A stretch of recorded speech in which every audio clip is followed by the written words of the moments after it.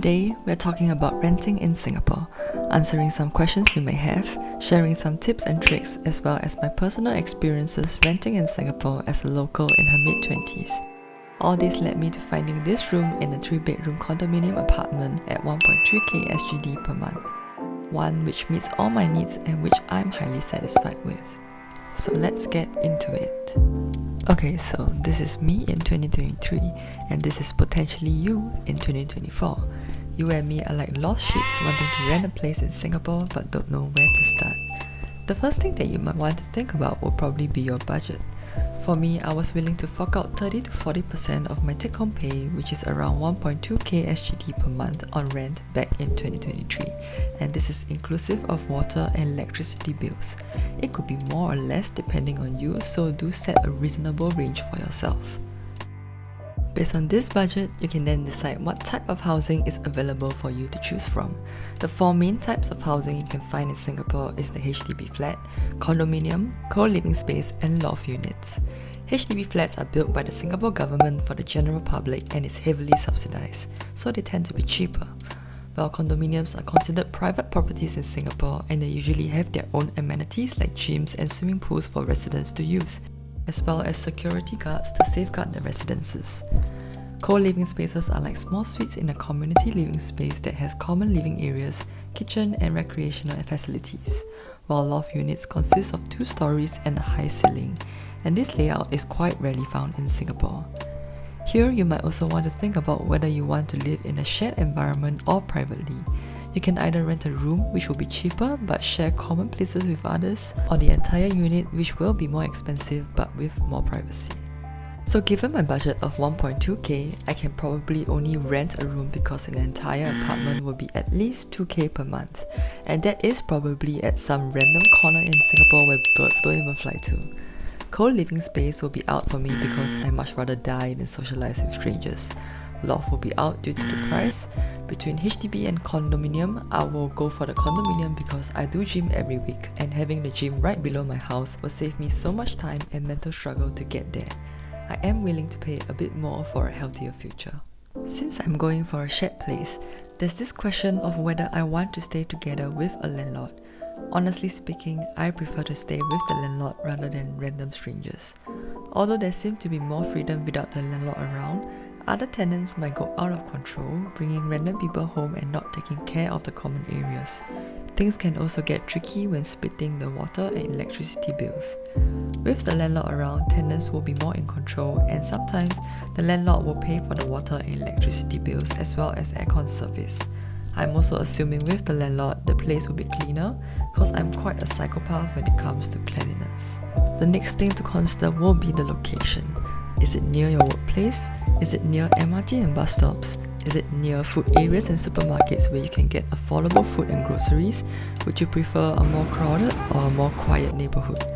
Do take into consideration that some areas tend to have a higher rental price compared to others. If I were to pull out the MRT map of Singapore, properties that fall within this circle are the central regions of Singapore, and they tend to have higher prices than properties that fall outside this circle. As a local, I would actually choose a region outside of the circle as not only will the rental price be cheaper, but food and groceries tend to be more accessible and cheaper as well. Alright, so now we know what we want, we can actually start looking for places through rental websites, which includes Co.99, Carousel, and I personally use Property Guru. We are now at the homepage of Property Guru. I'll select a few MRT stations where I hope to find my rental unit in. Select the room type, which is the condominium. Key in my maximum budget. I'll key in 1.3k for some buffer space and hit the search button. A whole list of listings will appear. You can scroll through each listing and click into the listing to see more details. You can find information such as pictures of the flat, whether is it furnished, whether you can cook and who else is staying in the flat and so on. A good listing does not always come by, so my advice is to start looking through rental apps early to familiarize with the market so you know what is a good deal when the good deal actually comes by, and secure it as soon as possible before it's taken away. But you will probably only be able to start viewing flats 1 to 1.5 months in advance. You can also play around with the filters to get a full picture of the rental market. Once you spot potential flats that check all your boxes, arrange a flat viewing. This is very important as pictures might be deceiving. View the flat, ask questions, check out the neighborhood both during the day and night to see if the surroundings suit your preferences. Look out for food areas and supermarkets nearby as well. If you are looking at HDB flats or condominiums, you might want to look out for units that are old but renovated, such as the example here. This is actually an old HDB flat, but the conditions of the room out for rent actually looks quite new. This is also the case for the condominium I am staying in right now. It is an old property but renovated, hence having a much better appearance and living condition.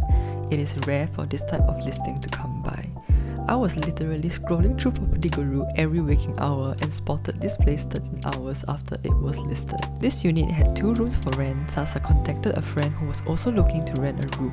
We scheduled a viewing 3 days later, talked to the landlady, asked whatever questions, and we pretty much confirmed the deal at $1,250 the next day.